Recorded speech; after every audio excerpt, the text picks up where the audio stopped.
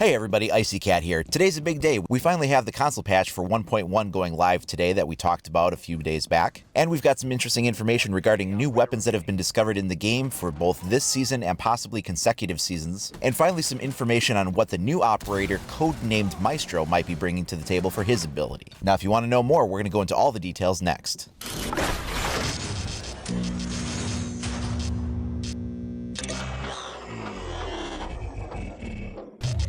Okay, so before we get into the meat of what the new weapons and the possible ability are, let's first talk about the fact that today we are getting the live update for patch 1.1 for console users. This is important because when I talked about this information coming out back on Monday when we got the patch notes, I said that the information was slated to be dropping live on PC Tuesday, March 20th, but that it was an unspecified date for console players getting that update, which was important because this update was going to fix the invisibility glitch. Yesterday, they let us know that the patch would be going live today, Thursday, March 22nd. So from this point on, we should no longer be seeing the invisibility glitch on any platforms. Now let's go ahead and get into the leaks that we've discovered in the game. This actually comes to us once again from Artex3, who kind of let us know some of the information regarding the AA-12 and some other details I mentioned in that video previously when we were talking about the new Italian operators. And when Tuesday's update did come out live on PC, there were some additional game files that were added. We discovered that there was the new operator unlock videos for both the placeholder names of Alibi and Maestro. Important to note the placeholder names, they may not be the final versions, and we've seen that before. Back before Blood Orchid launched, for instance, we had the code names of Dazzler and Caltrip, which of course wound up becoming Ying and Legion. They were just placeholder names that were put there, so these are likely placeholder names that will get changed as well. So one of the interesting things that was discovered, and actually this was known about before, this had been data mined previously and nobody was really sure what it was, but there was a reference to an auto turret gadget. But once Tuesday's update came out and Maestro was shown there along with some kind of an alternate placeholder called Barrage, then this started to make a little bit more sense. If you look in the game files under the directory for auto turret, it says Barrage auto turret, which of course kind of seems to match up with what was shown with Maestro. Then we have some other entries. So auto turret activity state passive, active, disabled, destroyed, activating, deactivating, and undeployed. Here's where it gets interesting. Barrage move modifier and barrage move modifier shields. And then we have marker type, barrage turret marker, and fire barrage turret marker. So what can we gather from this? Well, like I said, the placeholder for Maestro also has a placeholder there which was noted as barrage. You can see this in the image. This is a still from that video unlock sequence that was added to the game back on Tuesday. If you have the correct unpacking software, you can go and find this for yourself. This is currently found in the game files right now. And so are these entries, so they definitely seem to relate to one another. Now, what does an auto turret bring to the game? I mean, you immediately think of something like Tachanka. He has a turret, but his big weakness is that he's stationary and can't move. That's his downfall, whereas an auto turret might solve that problem if you don't have to be physically manning it. But then you get into those other things where it says barrage move modifier and move modifier shields. Now that starts to sound a little bit more like Blackbeard with his rifle shield. When he moves, it goes at a slower speed, and then if he takes the rifle shield off, he can move at a more normal speed. So that he has a movement modifier and it's a shield. So it's kind of like, what's going on here? Is it maybe something of a combination of a Tachanka and a Blackbeard? It's really hard to say. We just don't know enough. But it sounds like this character may have something to do with an automatic turret. That makes it really sound like this is a defensive-based operator. An auto turret could benefit an attacking team, I suppose, but it would definitely do far more aid for a defensive setup than an attacker's. Real briefly, I do want to touch upon the fact that although this does sound like a defender and we don't know for sure, a lot of people are wondering if this new Italian season will bring 2 defenders since Operation Chimera had 2 attackers. And that's a really good question. The answer is I think probably, but I don't know for sure. This auto turret definitely sounds like Maestro is probably a defender. He's also shown with shotgun shells on a bandolero there. So, a lot of defenders do have the shotgun option. A couple of attackers have shotgun options, but that is more of a defender thing, and then you combine it with the auto turret, he definitely sounds like he might be a defensive operator. Then there's the other character, codenamed Alibi, which with the hologram there sounds like it would be more beneficial for the defensive side of things too. Again, could be an offensive gadget, that may be an attacker, but I think that what that does benefits a defense more than it does an offense.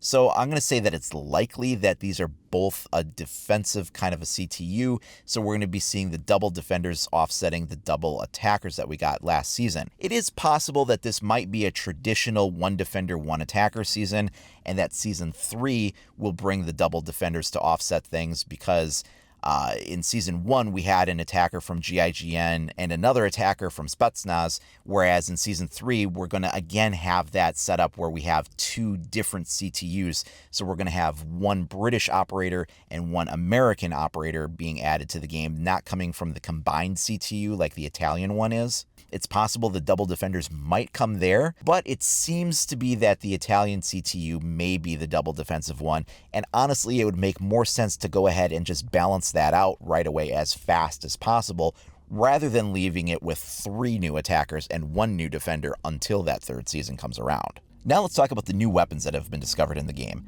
First up is the Beretta MX4 Storm. Beretta is, of course, an Italian manufacturer of firearms, and the MX4 Storm is chambered in a 9mm round and comes by the manufacturer in either 15, 17, 20, or 30 round capacity. Next up is the Setme Ameli. This is a light machine gun used by the Spanish Army, but it is also prevalent in other organizations around the world. It's chambered in a 5.56, so this would be an LMG that would probably be pretty comparable to Capitão's M249. And the real-life version of this gun is available in either a 100 or a 200 round belt feed. Now we have a couple of interesting weapons to look at here. First up is what's called the Bailiff 410. Now this isn't an actual model of gun, but we see this frequently where maybe Ubisoft has some trouble with some licensing issues, so they'll name something with a made-up name, but it's actually a different kind of a gun. And there is a gun called the Taurus Judge 410.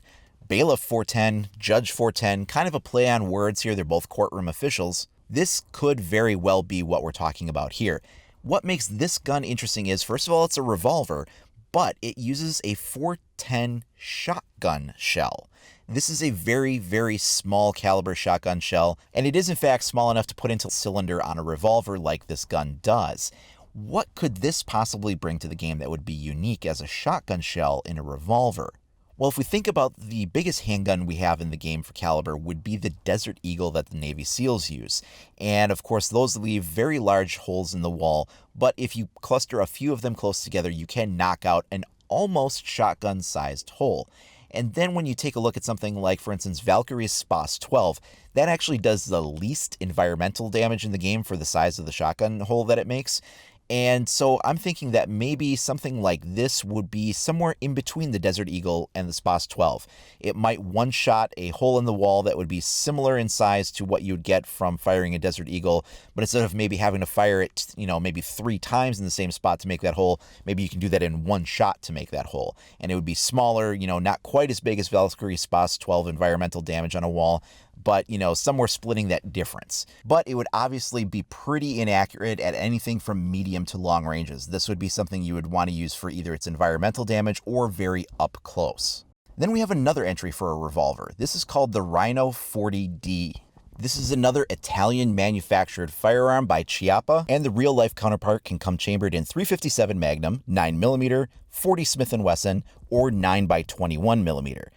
Then we have the AA-12, which had been found before. We mentioned that briefly in the other video that we talked about this, but that is a automatic combat shotgun.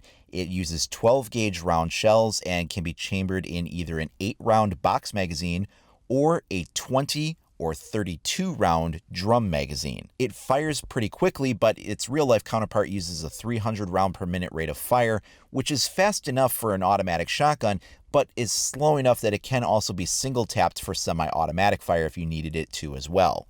It should be interesting to see how they balance this one out. Next up is a reference for something called the POF-9. Now, POF USA makes something called a PSG-9, and this is a tactical submachine gun chambered in 9mm using a 30-round stick magazine. This seems likely to be the weapon that they're talking about here. Finally, we have a reference to a CAR-15.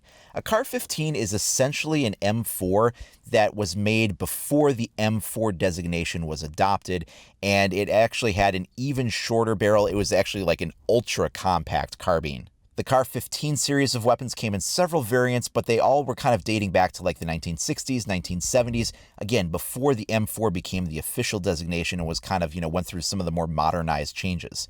So this would be like an older version of that. Because it was an ultra compact, it tended to be very popular with like paratroopers. Now, an important thing to note is that all of these weapons are game files that are found currently in the structure that have been either recently added or had been in there for a little while, but we didn't have context for. Some of them may be for the Italian operators coming this season. Some of them may be for operators coming in consecutive seasons. Some of them may even become subject to change. The only thing that can be said for sure is that these are currently existing game files in the PC version. If you have a software unpacker, you can go and find these references for yourself, that they are installed as part of the current build of the game with the most recent patch. So what do you guys think about these weapons? How about the barrage auto turret? How do you think these things might impact the game? Let me know down in the comments below, or share with me over at IcyCat25 on either Facebook or Twitter. If you haven't already, please do like and subscribe. Make sure you click that notification icon so you're alerted as soon as I upload new information. Thanks a lot for watching, everybody. We'll see you next time.